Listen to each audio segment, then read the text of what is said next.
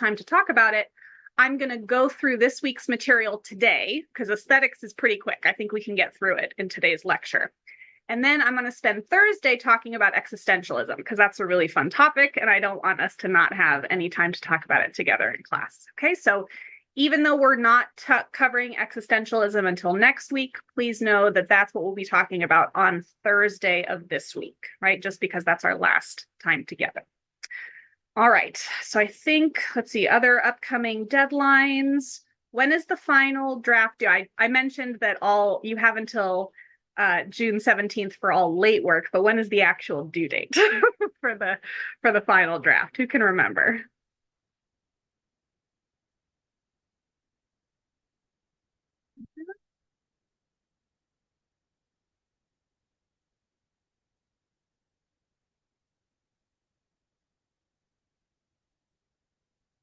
Final draft? This Friday? Is it due this Friday?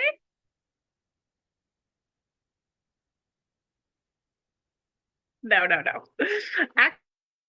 Actually, it turns out I gave you until the very last day of the term. I gave you until Monday, June 17th. I didn't even give you until the Friday before. So you have until the very last day of the quarter to turn it in, okay?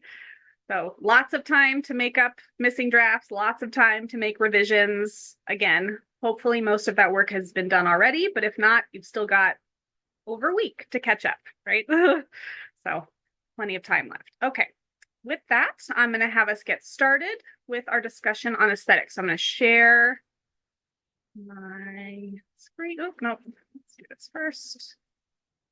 Share screen. There we go. Okay, so let's see if I can do it this way. I don't like all these little bars. I don't know if I can move that.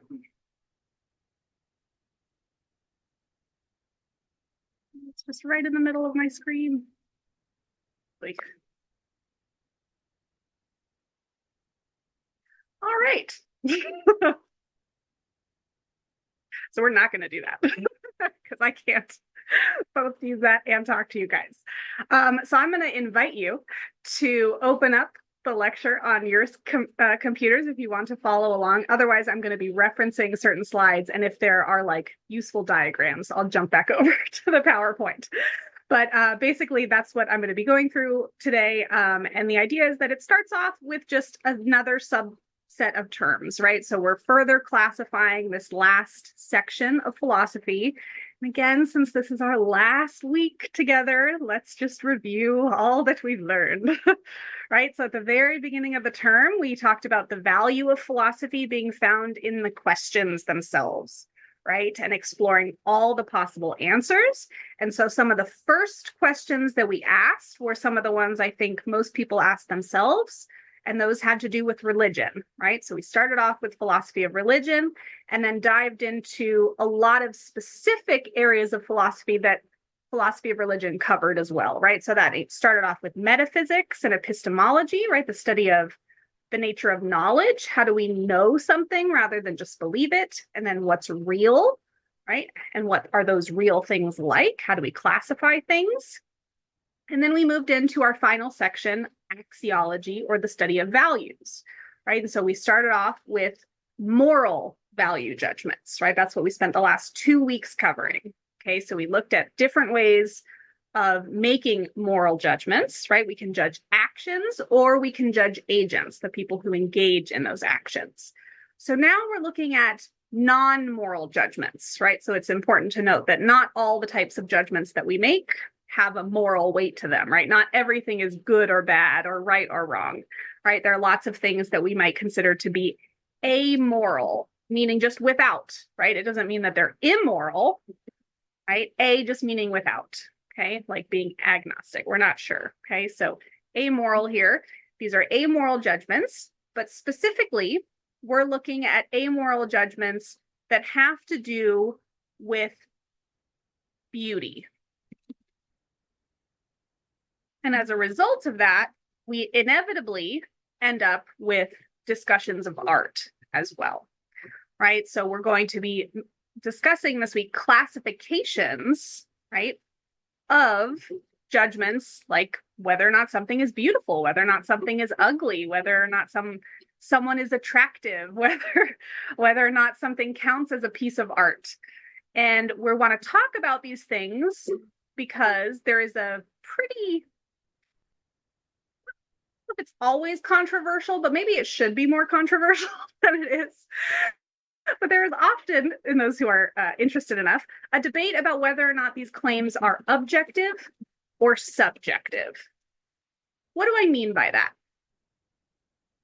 I'm going to share the presentation and the power, and I'll share the link here too. It's linked in our Canvas module, but I'm going to share it here as well.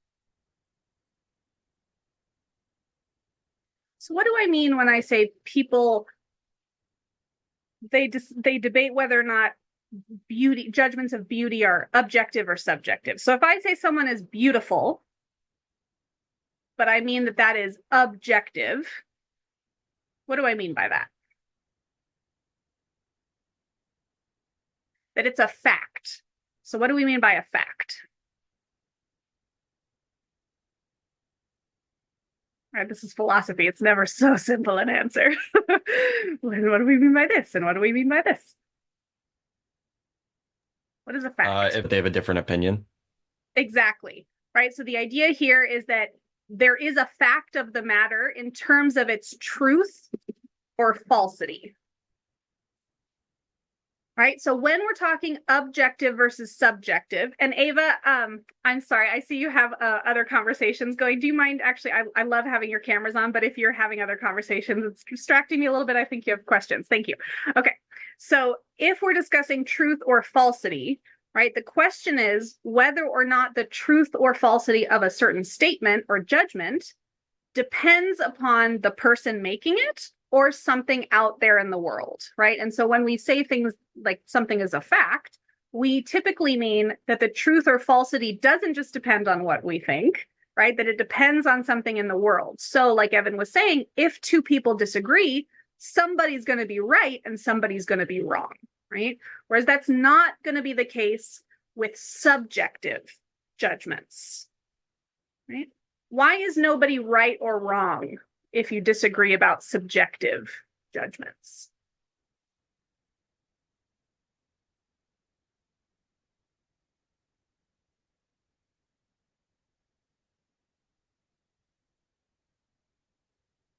I often think that it implies a bias, right? So subjective might mean that it just reflects our own personal values, right?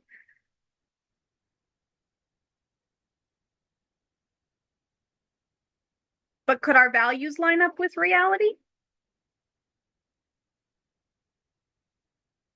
Sometimes, not always, right? Yeah. So biases, right? Like they can be or not be accurate, right? In some ways, depending on how we're looking at things. So subjective, right? The reason that people can't really be right or wrong when you disagree about something that's subjective is because the truth or falsity of that thing doesn't depend on anything in the world, right? So if Evan and I disagree on what the greatest flavor of ice cream is, right? The reason that neither one of us is right or wrong in our position is because there is no objective truth out into the world as to what the correct answer is, right? That the truth or falsity of that position is always going to depend on who answers the question, right? Whereas if I say something, a proposition like the earth is flat, right? Or the earth is shaped like a disc, right? We want to say that the truth or falsity of that statement is objective, right? That regardless of what we might think, even if we disagree, there is a truth of the matter, right, out there in the world. And someone's going to be right and someone's going to be wrong. So now the question is, what do we think judgments about beauty and art are? Do we think they are objective in their truth values, or do we think they're entirely subjective? Right? In terms of what makes something beautiful, is it completely dependent upon the person making the judgment? Right? So we have like those phrases, the beauty is in the eye of the beholder, right? That's that would mean that it's subjective. Or, right, do we say no? If I show you some, piece of poop on the sidewalk, I can't just say that it's beautiful. Like, maybe there's going to be something objectively not beautiful about it. We might need to debate. What do we think? All right, so Lunari, I see you think it's subjective. So why do you think that aesthetic judgments about beauty or art, aesthetic judgments, why do you think that they're subjective?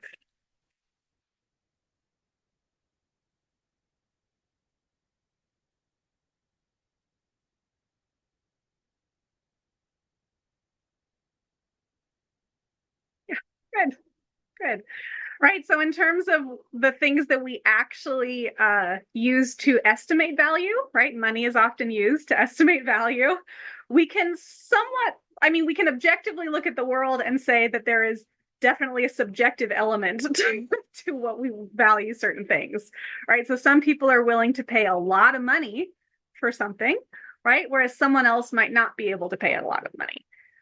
But are they paying that much money because it's objectively worth that much, or just because they really like the banana on the wall?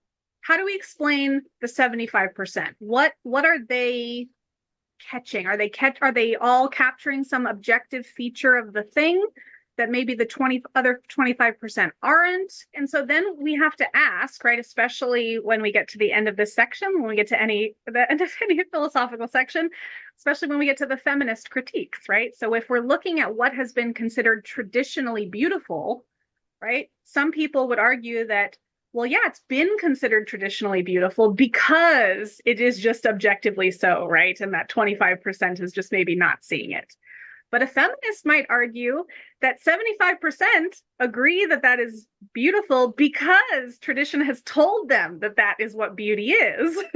And it's maybe only the 25% who are willing to see things as beautiful outside of what they've been told.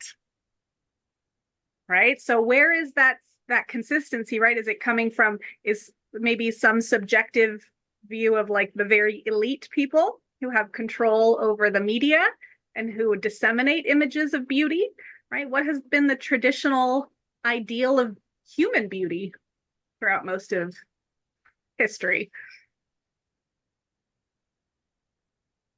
Exactly. Yes. So social norms that create a bias would be so this is the interesting thing about feminists, right? Is that what they're doing is they're reclassifying what we mean by objective.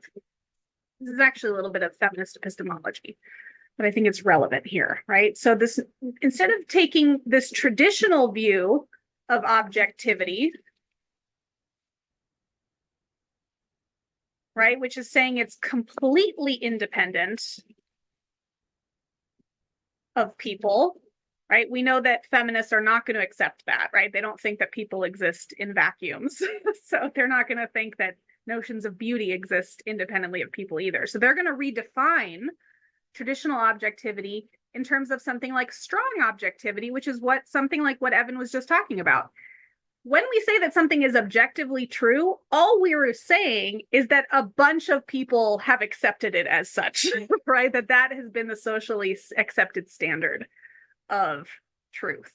But that doesn't mean it's not open to revision, right? So it's not traditionally objective in the sense that it's mapping onto something that will never change. And that's the part that's going to be really important for feminists, right? Being able to acknowledge non-traditional types of beauty, right? Non-traditional types of art, making sure that those traditional classifications were viewed as objective and thus kept out a lot of people, right? A lot of people have not been historically considered beautiful.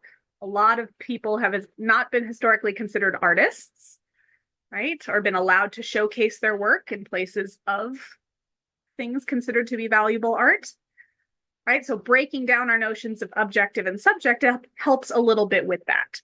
All right, so I'm gonna bring us back now to some of these terminologies, right? So there's gonna be this study of aesthetics broadly, which is not only going to include these assessments of beauty, but is also going to try to capture some of those subjective elements, right? So try to bridge that gap a little bit between subjectivity and objectivity, you're going to see a lot of those efforts here, right? So we're going to have some people on the extremes, some people who think that beauty assessments or aesthetic judgments are all objective.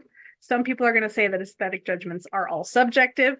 But I think you're going to find a lot of people trying to talk about like what Evan was doing, right? Bridging the gap a little bit. Let's account for some level of consensus, right? We don't just want anything to be considered beautiful, right? Just like we didn't want anything to be considered knowledge, but we don't want nothing or to have that traditional exclusion that we've seen, right? So redefining that a little bit. So in terms of looking at what we mean by aesthetics, it's not just going to be noting that whether or not beauty or art is objective or subjective, but also looking at the feelings and emotions that are evoked by the individual, right? What role do those play in these types of judgments, right? So we saw that a little bit at the end of our section on ethics, the role that emotions might play. They're certainly going to play a role in aesthetic judgments, right? So the question then is, what type of role ought we to play? And here we think it's a good thing, right? We came from a place where people thought that emotions and ethical decision making were bad, right? That bias is going to impede our ability to reason.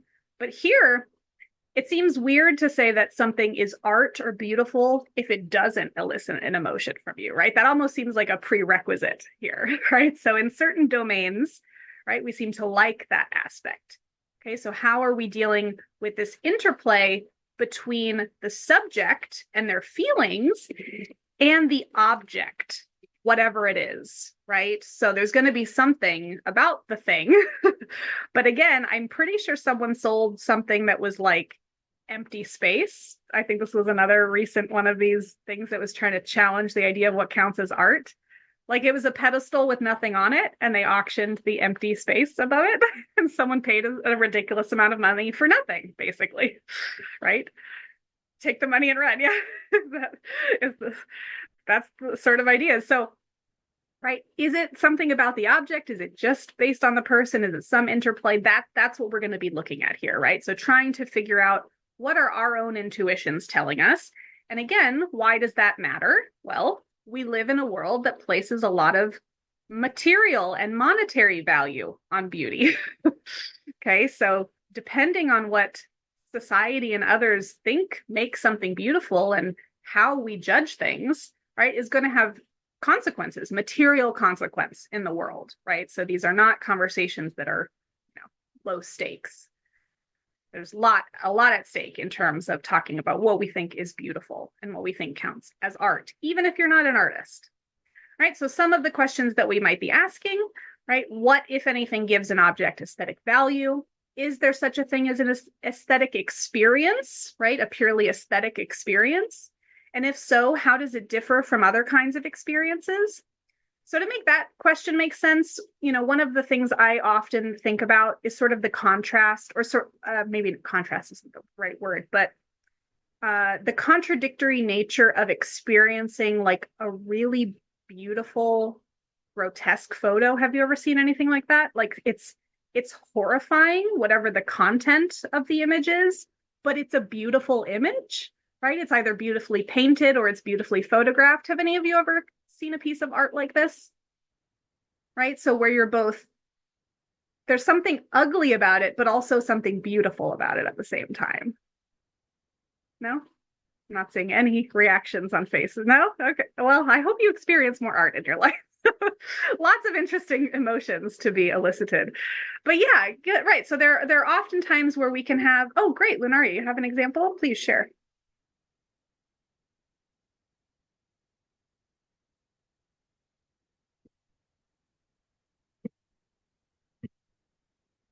Oh, yes. I feel like someone was referencing this. It's not Degas, it's my art history is blanking. Goya, thank you. Knew there was a G in there. Yeah, Saturn devours his son. And there are lots of really classical pieces of art like this, right? Very bloody, very gory, and we consider them objectively, right? Objectively, however you're going to use that word, in the traditional sense or the feminist sense, right? These are considered objectively beautiful pieces of art, right? Would anyone disagree? Does anyone think that the Goya piece is not beautiful? That it's ugly?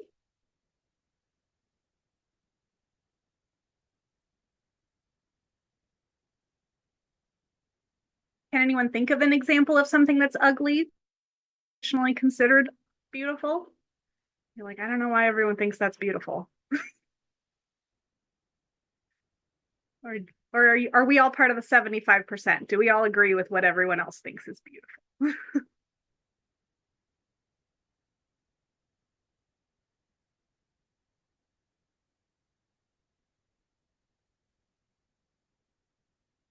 Yeah. Often the biblical ones, for sure. You like this one, but what?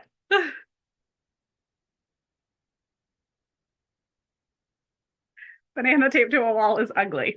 All right, let's find it.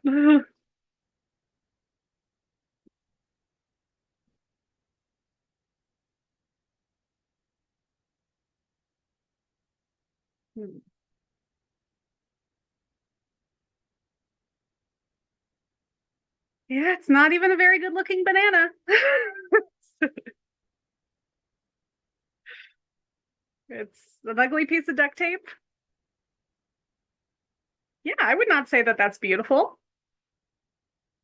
So maybe here's another question. Does art even need to be beautiful? Can something be considered art without it being beautiful? Yes, right? So maybe there's even this, as much as beauty ends up being something that ends up correlating into our discussion of art, there's almost a sense in which they can come apart as well, right? Something that could be considered art, even if it's not beautiful, right? Yes, because it's still invoking some sort of emotion. Good, right? So we're tapping into some sort of relationship between the object itself and the person, right? And trying to capture the nature of that experience such that we can distinguish meaningfully, right, between things that are art, aren't, are beautiful, aren't, right, and what we mean by those things. Okay, so this leads into other questions, right? Can art be a source of truth or knowledge, right? A lot of people, you know, they use art as a form of therapy, right? An expression of trauma, a way of sharing lived experience, right? So again, if there is something objective in the object or in that relationship between the object and the observer, can we say that that's going to be something that the artist can intentionally direct, right? Is it something that can give truth, actual knowledge about the way the world is, right? Because if it's totally subjective, then it's not really telling us anything about the world. Maybe it's just telling us something about ourselves, right? But if it's telling us some truth about the world, then maybe there is something objective in it that we have to account for. And then does the perception of beauty have anything to do with moral concerns? Surely it has in the past, right? Oftentimes, the things that were depicted as beautiful were the things that were associated with what was good, right? And things that are depicted as ugly are associated with things that are bad. Artemisia Gentileschi used her art to express her anger towards the men in her life. Yes, emotion is absolutely right. All types of emotions can be expressed through one's art.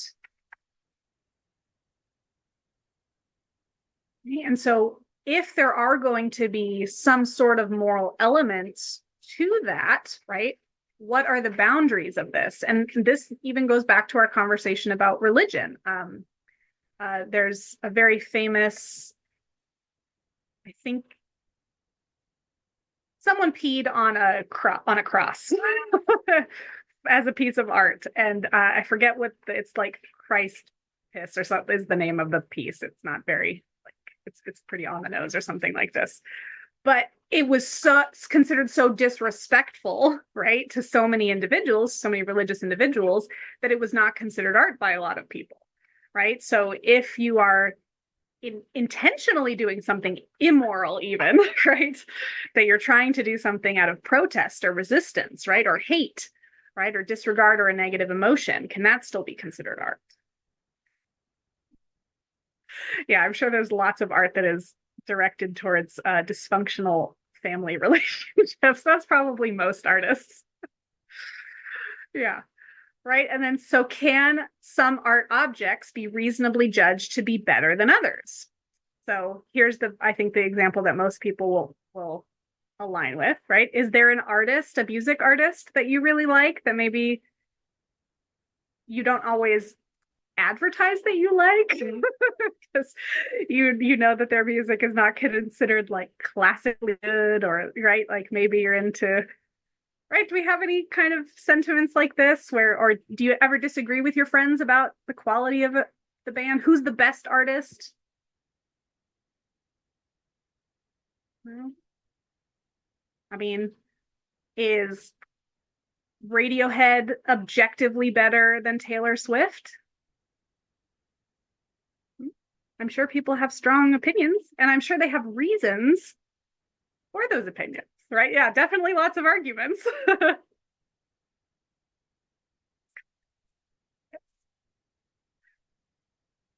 Too different to compare. Yes, good. So maybe there needs to be some sort of analog between them, right? Something analogous, something similar. Okay, Mason, why? Why is Radiohead objectively better than Taylor Swift? Get ready, Swifties. Get ready to defend. Is that what they're called? Swifties?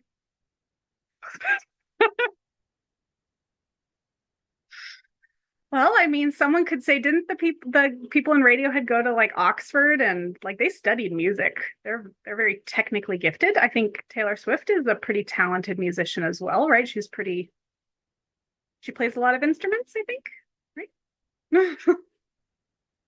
More complex. Okay, so we're looking at the complexity of the thing now, right? So there are all these different elements that we want to point to. So think about it. If you're trying to argue that something is better, right? It's a higher quality, right? It's a better artist.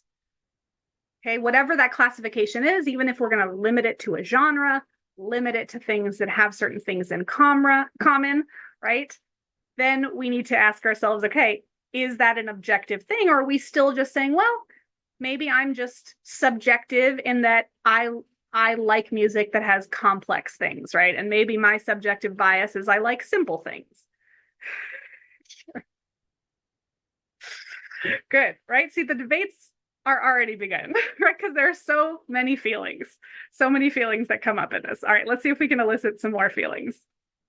Okay, so when we talk about definitions of art, right, to give us a little bit of framework here for these debates, if we're asking whether or not something counts as a piece of art, one of the four classic approaches is to say that it counts as art if it does one of these things. Now, you could say it has to be just one of these things, but typically, if it does at least one of these things, right, we can give it some sort of credit for being a piece of art. The first one is that we want to give something credit as a piece of art if it adequately involves some level of representation, right? And so we value things that try to represent in some form or another, whether literally, right, or abstractly. We value all different types of representation. It doesn't even have to be entirely accurate, which is interesting, right? But we tend to value representations of things in the world. Why do you think we do that? Why do we like a good picture of something? Right? So oftentimes when thinking about past lived experiences, what are our sources to draw upon, right? Our memories or someone else's account, right? And so the ability to visually capture, right, has been really important throughout human history, right? The development of photography, right? Certain developments in painting techniques such that we moved from, two-dimensional imagery, right, to things that have more dimension, right, that give them depth. We really value these as reflections of our own history, right, our human history. So we value those in terms of human memory, right, as in terms of our species, but also individual memory, right? If you have something that's really important, you want to see a representation of that, right? Maybe to elicit that memory or to re-elicit that emotion, right? Music can do the same thing. How often do you listen to a piece of music and you're reminded about how you felt the first time you listened to it, right? Or at a time in your life when the song was significantly important. Why else might we value representation?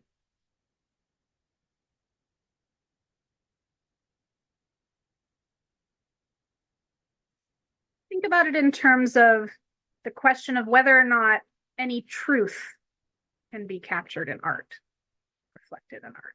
And so there's even a switch between technological representation and human representation, right? Because you're definitely going to get less accuracy with, like, you know, people who are drawing the people in the courtroom.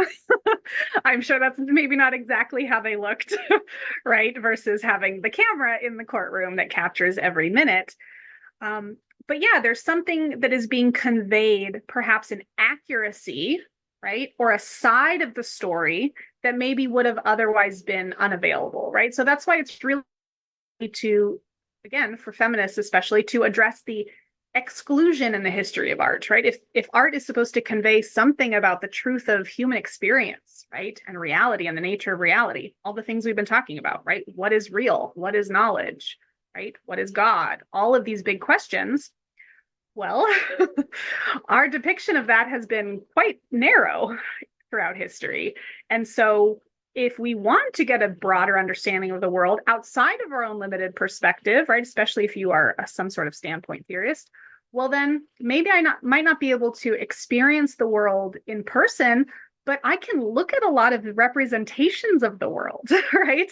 That's a pretty decent, you know, second option. If I can't go out into the world and experience these things myself, well, I can expose myself to as many representations of the diversity in the world as possible, right? So seeing the world through someone else's eyes, right? Through the eyes of an artist, right? That's really important. Good. Good. Yeah, this is really important now as well. There has been, you know, a lot of critique about certain photographers and the way that they light darker skinned actors and actresses when they photograph them, and the way that artists of color choose to depict themselves, right? It's very different, the way they choose to reflect their skin color. So when you see Black artists painting Black figures, they don't paint them with Black skin, right? They don't paint them with those dark, they use very vibrant colors, right? And we don't see white representations of, yeah, Annie Leibovitz is thank you. She's the photographer. I was thinking about her pictures were awful. So bad, right? But the idea is that, you know, the way that we choose to represent certain individuals is through the eyes of the artist, right? So again, representation is going to matter in terms of that as well, right? How we look, whose lenses are we looking through? How are we depicting the world? And how are we representing them? Good. And the next one is, of course, going to be expression, right? The idea that art is a way of communicating the artist's feelings and prompting others to experience those same feelings, right? So that can be a little tricky, right? Do you need to express any or elicit any particular emotion, or is it important that the art gets or elicits the specific emotion that the artist was trying to express, right? That's another potential way of looking at it. Formalism is one of the more technical ways of assessing art, right? So that's going to be like assessing its structure, the complexity or skill or expertise necessary, right, to complete the activity, right? The harmony, right? Perhaps the balance of the piece, right? So there's also lots of mathematical analysis that can be used in formalism, right? So we often use the Fibonacci sequence, right? That geometric symmetry to account for that, what Evan was for that 75% that most people agree on, right? I want to keep referencing that. That was useful, right? So the idea there is that we can account for that 75% objectively because it has these formal structures, right? I think if you've ever seen the show The Office, right, they were debating like which actress was hotter. Right? And I think Oscar makes this point, right? He puts up the Fibonacci sequence over their face and is like, look, you can clearly see, right? The face has the exact form. So that's an example of formalism, right? You're arguing for the beauty or for something to count as art because it has certain features within it, right? So that's going to be definitely a more objective view. But then you can also take, you know, perhaps something that is a little bit more undefined, right? That's going to traverse that boundary a little bit between subjective and objective, and maybe something that is maybe ineffable, right? Cannot be captured because it has this sort of relational quality to it. But you know, that's not going to stop philosophers from trying to. So we might think to ourselves, which definition of art seems right to us? Okay. And then we might ask ourselves as well, right, which definition of beauty, right? Or whether or not we think beauty might have some correlation to this as well. Okay, so I'm going to share this picture.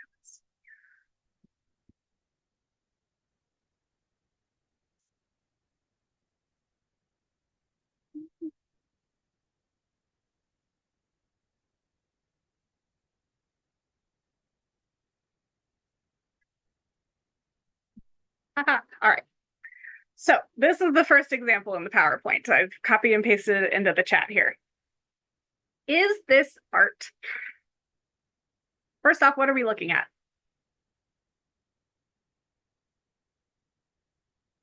Gentlemen. Yeah, urinals. Good. 3 urinals. Okay. Is this art under any of the 4 definitions that we've looked at? Is it representational? Yeah, right. It's definitely representing something in the world. Okay. Is it expressive? I don't know. Anyone feeling any particular emotions at this?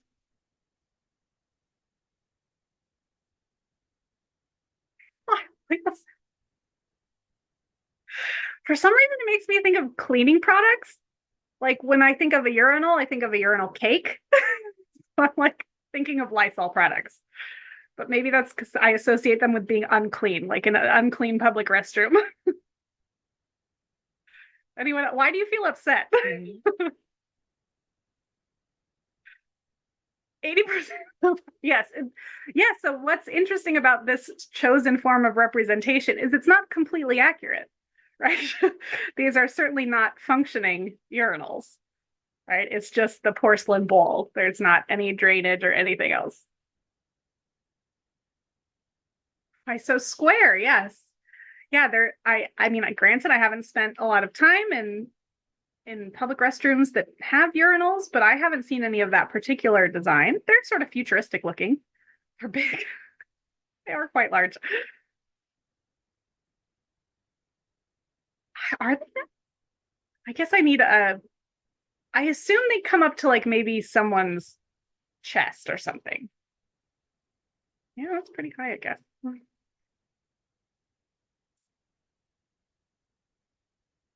There is some formalism to them, right? They've got form. There's obviously intention there in the design, going for this geometric, smooth thing. So I don't know about you, even if you don't like this, I would have a hard time saying this is not art. Does anyone think they can make a case for this not being art?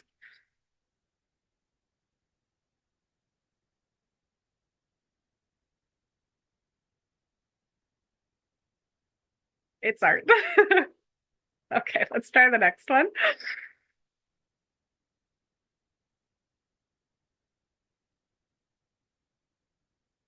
Okay, good. There's a person in this one for scale, at least. All right, what are we looking at now?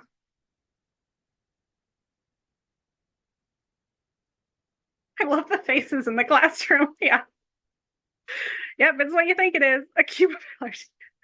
If you're allergic to hay, then yes. Right, so this is not just one bale, but a pile, a brick, a cube of a number of bales of hay. Right, and this is clearly in a museum, so this is clearly considered art.